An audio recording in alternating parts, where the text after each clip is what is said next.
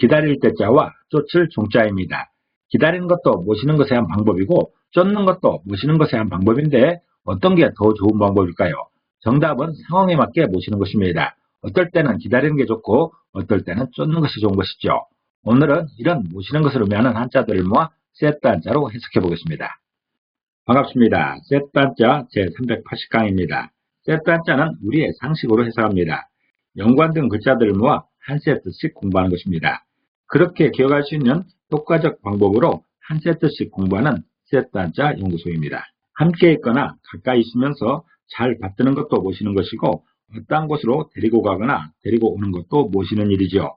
오늘은 모신다는 의미를 가진 한자들을 세트 한자로 해석해 보겠습니다. 먼저 볼 글자는 모실 시자입니다. 모실 시자는 모시다는 의미가 있고 받들다는 의미도 있습니다. 모실 시자는 사람인변의 절사자로 구성되었죠.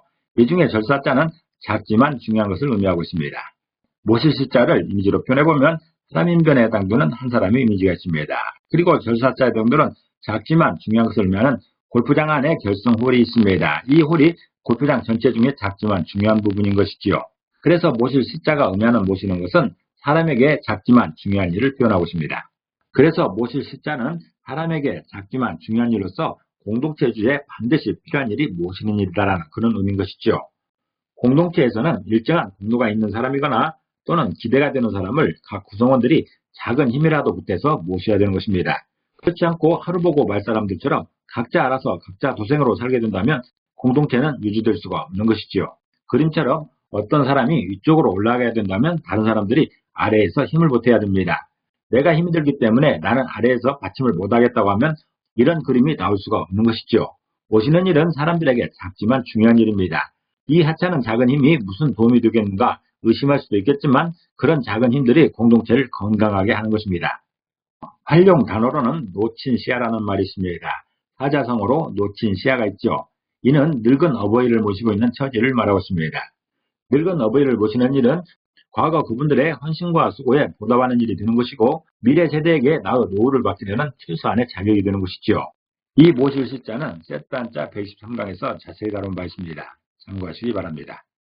기다릴 때자를 보겠습니다. 기다릴 때자는 기다리다 또는 모신다는 의미가 있고 이 기다릴 때자는 천천히 걸어갈 척자와 절사자로 구성되었습니다.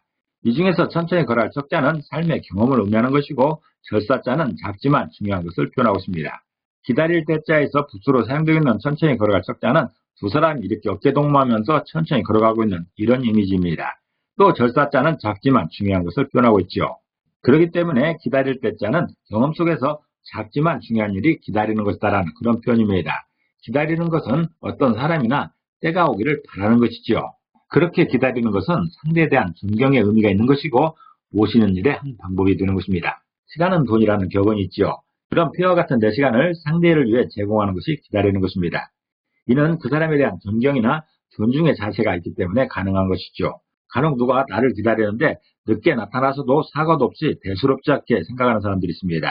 인간의 기본적인 품격이 없는 사람들입니다. 기다릴 때자가 의미하는 기다리면 마치 은행에서 번호표를 뽑고 내 차례가 올 때까지 아무 일도 하지 않으면서 멍 때리면서 기다리는 그런 기다림이 아닙니다. 그림처럼 내 갈 길을 가면서 그 사람이 오기를 기다리는 모습인 것이죠. 뒤에서 아빠가 오기로 되어 있는데 아이는 천천히 걸어가며 아빠를 기다리고 있습니다. 그렇기 때문에 이 두 모녀는 너무 빨리 걸어가서도 안 됩니다. 또 너무 천천히 가서도 곤란한 것이죠. 자기 발걸음을 가면서 뒤에 올 아빠를 기다리는 것이 기다릴 때자의 의미인 것입니다. 활용 단어 중에 진인사 대천명이라는 말이 있습니다. 여기에 기다릴 때자가 들어가죠. 스스로 할 수 있는 노력을 다 하고 하늘의 명을 기다린다라는 그런 의미인 것입니다. 과정은 내 몫이고 결과는 하늘의 몫이라는 것이죠. 진인사는 내 몫인 것이고 대천명은 하늘의 몫인 것입니다. 아무리 노력하고 최선을 다한다 하더라도 결과가 나오지 않는 경우가 있습니다. 왜냐하면 노력이나 과정은 내 몫이지만 결과는 하늘의 몫이기 때문에 그렇습니다. 모실 공자를 보겠습니다. 모실 공자는 사람인변의 함께 공자로 구성되었지요. 이를 이미지로 꺼내보면 사람인변에 해당되는 한 사람의 이미지가 있습니다. 또 함께 공자 등등 함께 어깨동무하고 있는 이런 이미지가 있습니다. 그래서 모실 공자가 의미하는 모시는 것은 사람들이 함께 일해야 하는 일이다라는 그런 의미인 것입니다. 모시는 것은 혼자 하는 것이 아니라 함께 할 일이다라는 그런 의미인 것이지요. 모시는 일은 사람들이 함께 해야 효과적입니다. 공동체가 함께 나서야 효과적으로 모실 수가 있게 되는 것입니다. 모시는 일은 혼자 할 수도 있지만 공동체가 함께 하는 것이 더 좋습니다. 혼자 그 일을 감당하다 보면 힘들고 괴로워서 정작 아픈 사람보다 모시는 사람이 죽을 맛입니다. 요즘식으로 표현하면 사유가 함께 감당해줘야 하는 것이죠. 그래야 소외되지 않고 함께 살아갈 수가 있는 것입니다. 우리나라는 그래도 건강보험을 비롯한 각종 사회적 복지 때문에 다른 나라에 비해서는 비교적 나은 편이라고 합니다. 그럼에도 불구하고 누구를 모신다라는 것은 함께하는 것이 훨씬 효과적입니다. 모실 공짜는 그것을 표현하고 있습니다. 겨울이면 특히 소외된 달동네에 사는 노인들의 난방이 문제입니다. 지금 선진국이라는 대한민국에서 추워서 얼어 죽는 사람이 나오면 안 될 것입니다. 이런 연탄 봉사가 함께 모시는 대표적인 모습이 될 것입니다. 활용 단어로는 소신공양이라는 말이 있습니다. 이는 불교적 용어인데 자기 몸을 태워 부처 앞에 바치는 일을 말하고 있습니다. 자기 몸을 태울 정도의 정성이라면 누구라도 감동할 것입니다. 모실 배자입니다. 모실 배자는 언덕 부자와 침뱉을 부자로 구성되었습니다. 그 중에서 모실 배자는 모시다는 의미가 있고 수행하다, 보조하다 등 의미가 있습니다. 언덕 부자는 언덕을 의미하고 올라간다는 의미가 있습니다. 언덕은 높은 곳에 있기 때문에 올라간다는 의미도 있는 것입니다. 또한 침뱉을 부자는 침을 뱉다는 것으로서 거절을 의미하고 있습니다. 이를 이미지로 표현해보면 언덕 부자에 해당되는 언덕의 이미지가 있습니다. 또 침뱉을 부자에 해당되는 S 표시가 있습니다. 거절을 의미하고 있습니다. 그래서 모실 배자는 오르기를 거절해야 모시는 것이 가능하다라는 그런 의미인 것입니다.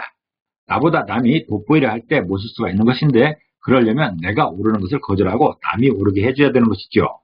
붓으로 사용되고 있는 이 침뱉을 부자는 바닥에 침을 뱉는 모양으로서 거절의 의미가 있습니다.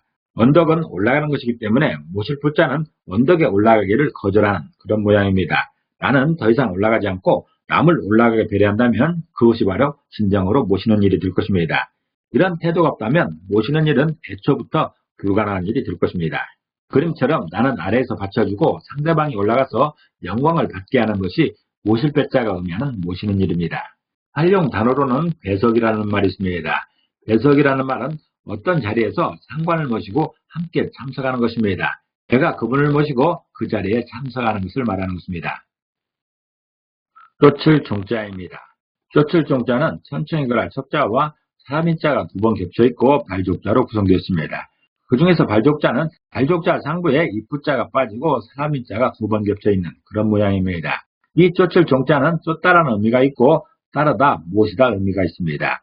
천천히 걸할 척자는 삶의 경험을 의미하는 것이고 발족자는 발걸음을 의미하고 있습니다.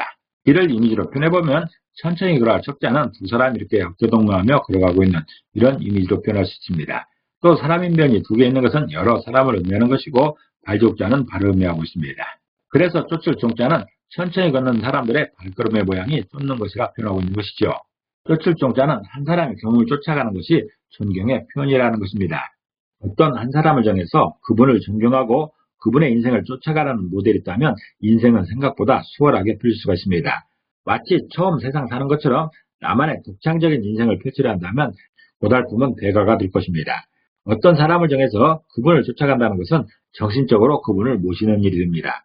옛날에는 도제식 교육이 흔했었는데 스승의 발자국을 쫓다 보면 자연스레 모시게 되는 것입니다. 쫓을 종자는 천천히 걷는 사람의 발걸음 모양이라 표현하면서 한 사람의 경험을 쫓아가는 것이 존경의 표현인 것이고 모시는 일이라 설명하고 있습니다. 활용 단어로는 순종이라는 말이 있습니다. 순종은 순순히 따르는 것을 말하는 것이죠. 또한 복종도 있습니다. 복종은 남의 명령을 그대로 따르는 것을 말하고 있습니다. 순종이나 복종은 남을 따르는 것인데 순종은 자발적으로 따르는 것이고 복종은 수동적으로 따르는 것으로 구분할 수 있습니다. 오늘은 모시는 것에 대한 5개 한자를 세트 한자로 해석해 봤습니다. 오늘 배운 것을 요약해 보겠습니다.